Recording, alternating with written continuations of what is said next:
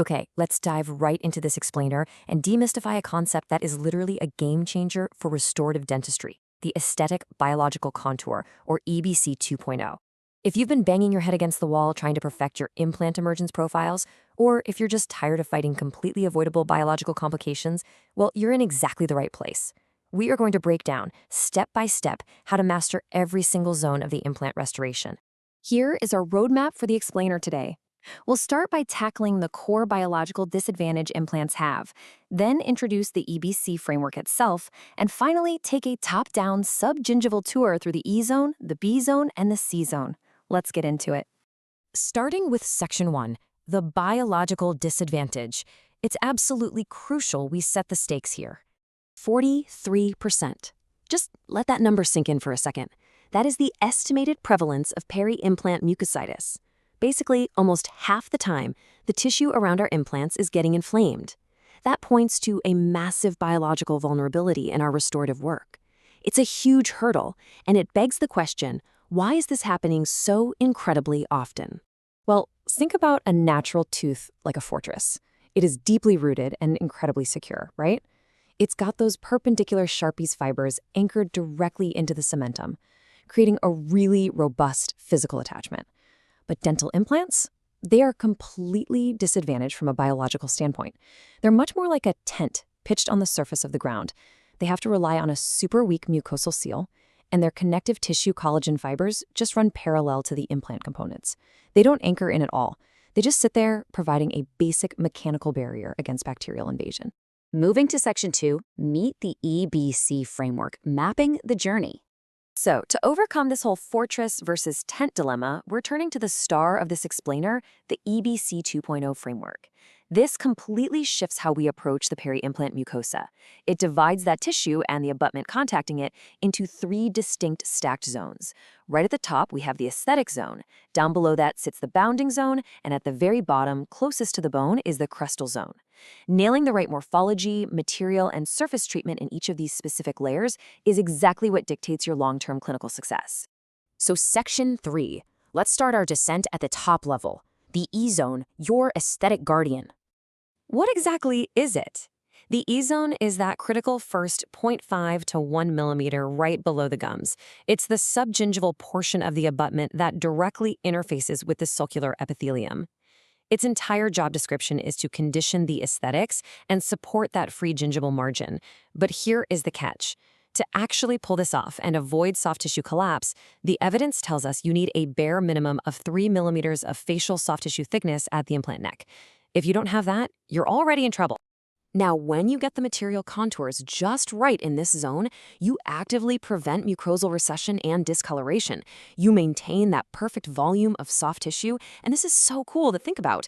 If you tweak this area by adding or removing restorative material, you actually induce apical or coronal soft tissue displacement. You are quite literally steering the tissue margin with your material choice and contouring. So here is your mental playbook for the E zone. For morphology, you want a gentle convexity. Your go-to material, zirconia, because its tiny grain size offers unmatched polishability. And your surface treatment absolutely must be highly polished. Why? Because that sulcular epithelium doesn't form a firm adhesion, making it super prone to plaque. A high polish limits that biofilm and guards that beautiful aesthetic boundary. Moving deeper now to Section 4, the B zone, which is all about the biological seal. The B zone, or bounded zone, is the mid-level region contacting the junctional epithelium. Remember our tent analogy? Well, this seal relies on a partial hemidesmosome adhesion right at its deepest part. And let me tell you, this seal is incredibly fragile. Have you ever noticed bleeding when you first disconnect a provisional restoration in this area? A lot of us panic, but that is actually a positive sign. It means you've just disrupted a genuinely healthy epithelial adhesion. It means the body was doing exactly what it was supposed to do. The morphological rule for the B zone is crystal clear, and the clinical data totally backs it up. Concave profiles are what you need. They protect your tissues, they expand the EBC zones, and they actively reduce mucosal recession. On the flip side, going with a convex profile violates that precious tissue space. It creates pressure that shoves the margin apically. In fact, a recent trial showed convex abutments are linked to a massive 7-fold higher risk of recession. 7 times. You are literally fighting the biology if you go convex here. When we talk materials in the B zone, zirconia is your best friend. Obviously, it gives you way better aesthetics compared to a dark piece of titanium shining through, but honestly, it's the biological advantage that takes the cake.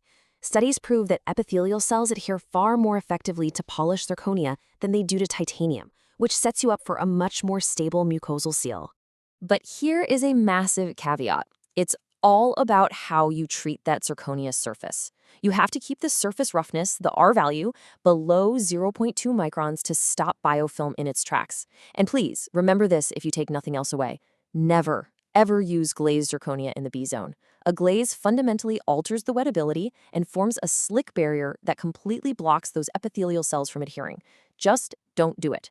Instead, do a dedicated two-step polish at 10 to 15,000 RPMs and make sure you steam clean it right before delivery so it's absolutely pristine. To summarize the B-zone playbook, keep the morphology concave to protect the tissue space, stick to zirconia for optimal cell adhesion, and ensure that surface is highly polished but strictly unglazed, keeping the roughness well under that 0.2 micron threshold. Finally, Section 5, we've reached the basement of our subgingival tour, the C-zone, your structural foundation. This zone bridges the gap straight from the implant connection up to the B-zone we just talked about. It's making direct contact with the supracrestal connective tissue. Now, what makes the C-zone so tricky is that its depth isn't fixed. It varies wildly depending on how deep your implant is placed relative to the bone crest and, of course, the specific design of the implant itself.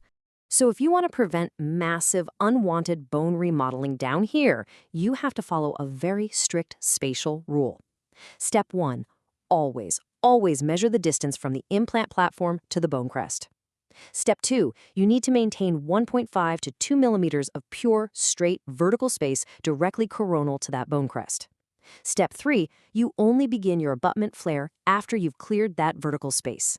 You absolutely must delay the flare. Otherwise, you crowd out the supracrestal connective tissue and force the bone to resorb. And the data on abutment height here is kind of mind-blowing. One randomized trial showed that using short 1 millimeter abutments led to almost a full millimeter, 0.91 millimeters to be exact, of early interproximal bone loss. But when they used taller 3 millimeter abutments, the bone loss dropped to just 0.11 millimeters. So taller is definitively better. Oh, and keeping the abutments narrow helps too, because it moves the restorative interface further from the bone, which gives you much denser, better organized connective tissue. Because we desperately need that super slim profile down deep to leave room for connective tissue integration, titanium becomes our mandatory material for the C-zone. Think about it.